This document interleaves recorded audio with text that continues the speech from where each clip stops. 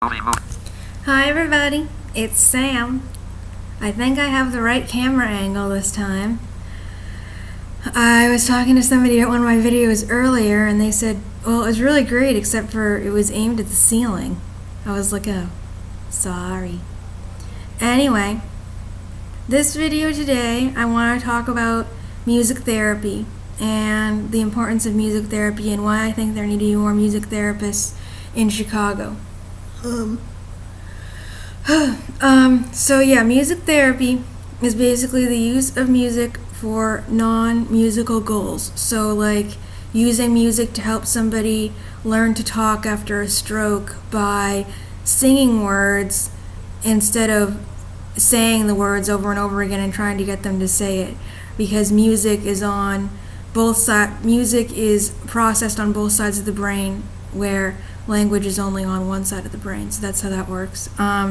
Or using music to help somebody learn to walk again if they were in an accident, because I don't know exactly how this works, but I think they play music or something to the beat of how you're supposed to move.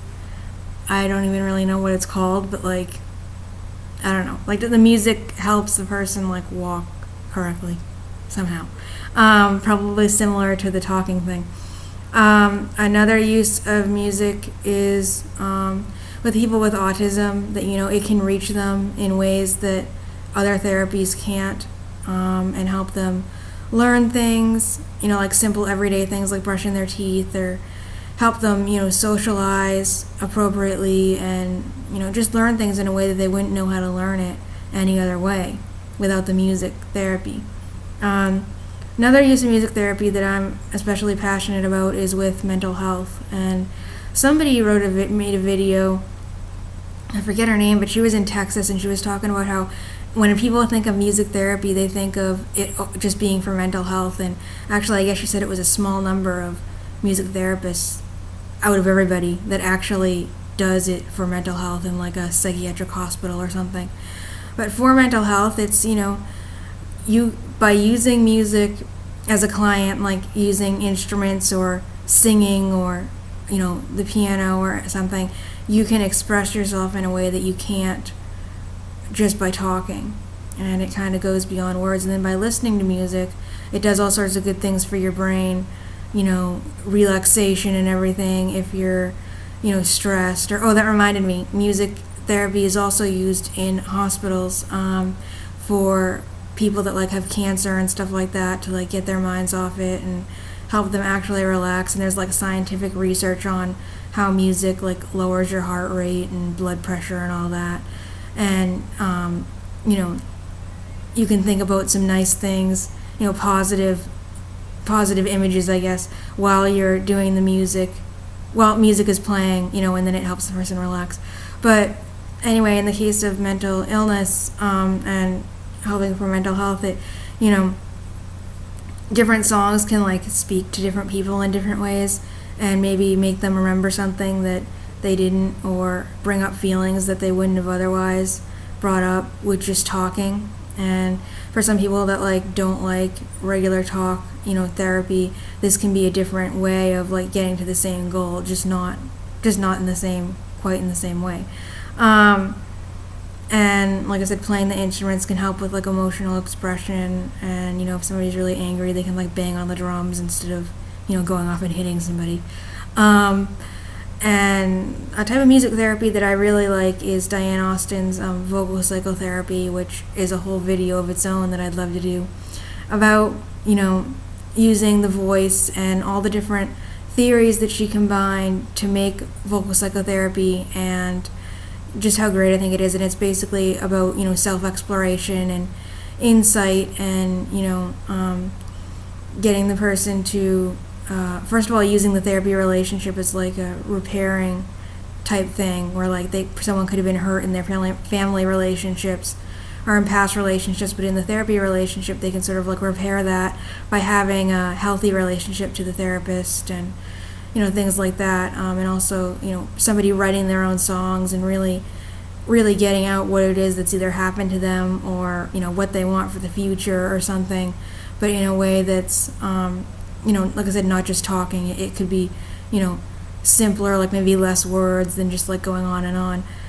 And but yet it could say more, because it's with the music, and if that makes sense. But anyway, so that's basically my talk on music therapy. I hope all the information is like accurate. I took like an intro course in music therapy. I've read some books on music therapy like outside of that, and I've experienced it in some ways. I worked a little bit with an actual music therapist who was a certified music therapist, and that was pretty good. I got some things out of that on how she did her work. And then I worked with a piano teacher named Eve, who is a holistic type person that doesn't just do piano. She does different like craniosacral therapy and different things like that. So I sort of considered that music therapy of like what we did. She had a couple of piano lessons with me, and she was just very patient, and she could tell when I was getting nervous, and she knew all this brain gym stuff to help me calm down, and she had these like tuning forks and all this. It wasn't just regular piano. I would consider it music therapy, even though she's not a certified music therapist. The dance therapist that I see every so often now uses music a lot in her practice with the dance therapy, different music for different moods and stuff like that. And she also has a little keyboard and some drums and different musical instruments that we can use as part of her therapy.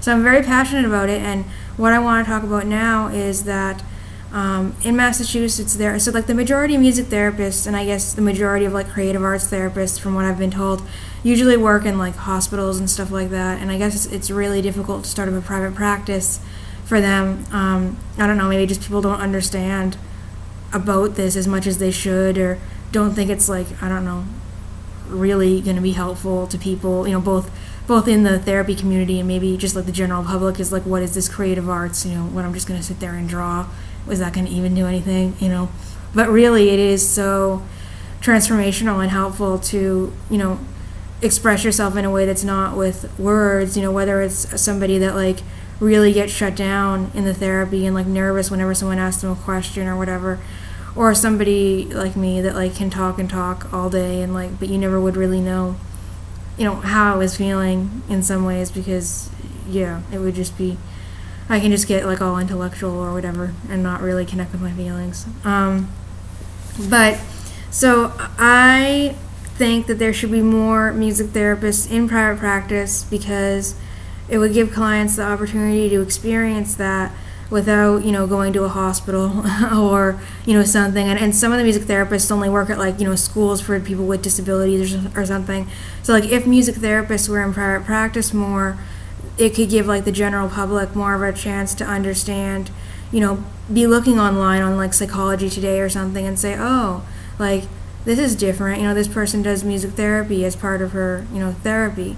And, what is that about? And to really see it versus the only way that somebody might know about it is like if they were in the hospital, or like if they had a family member that was like disabled or something, and I just think that it's just so important. And especially my experience of being in Chicago, I'll speak about that because that's where I'm living now, compared to Massachusetts, is Massachusetts does have, because we have like Lesley University right there that is such a good school and has the creative arts. We have some private practice people of creative arts therapists, but not a lot. And I'm not sure if we even have any music therapists that are in private practice. I don't even really know. What was I going with that?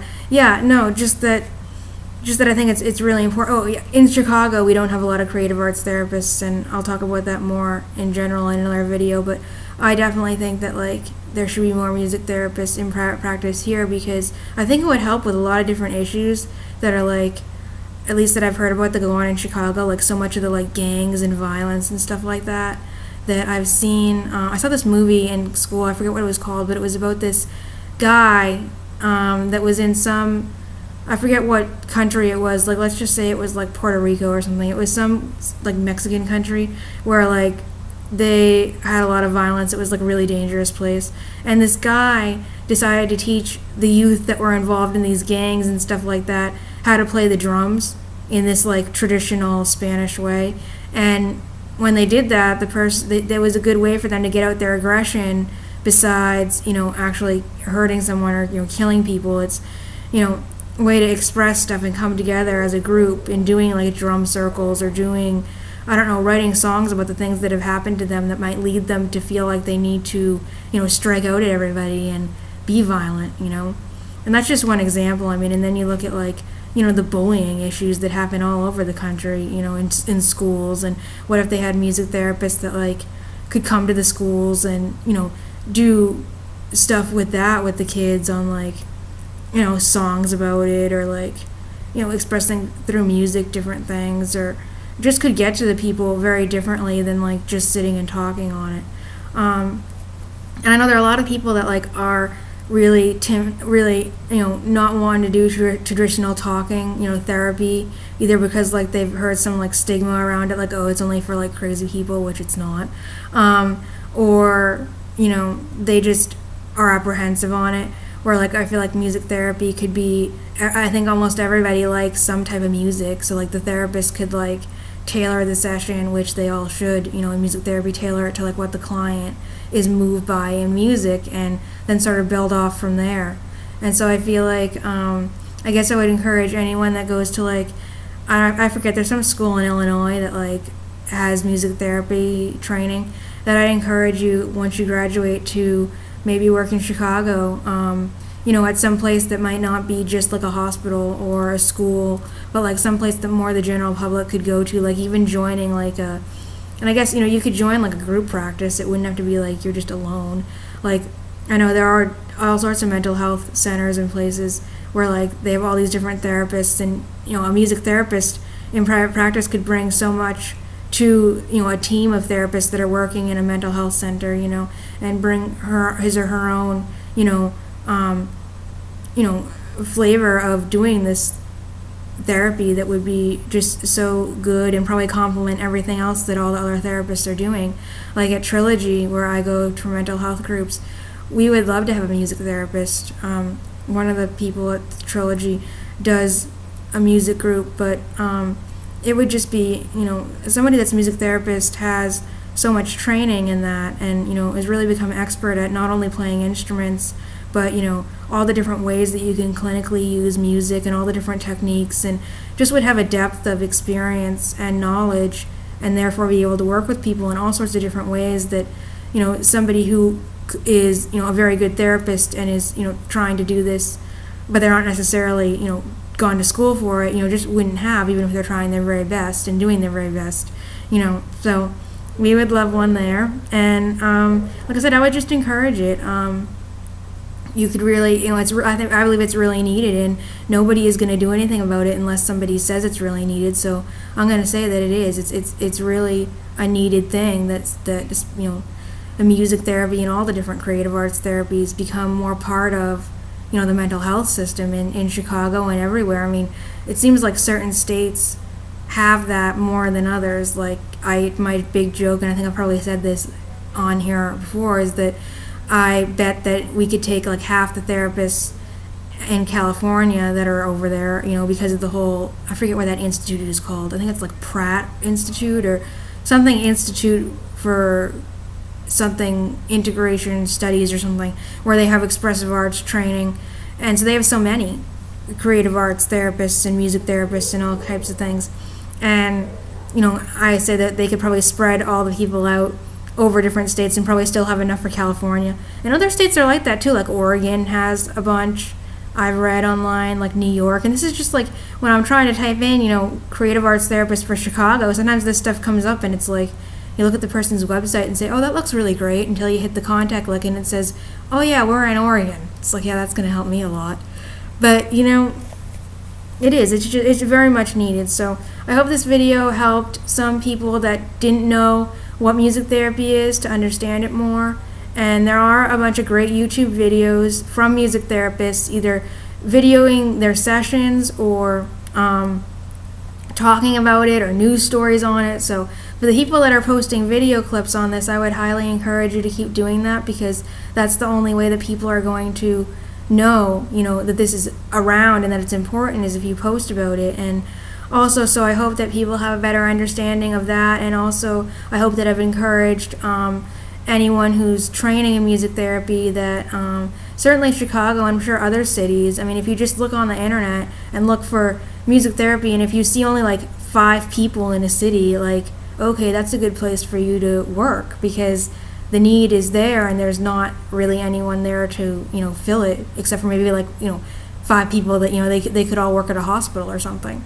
And, that only helps the people that are in the hospital.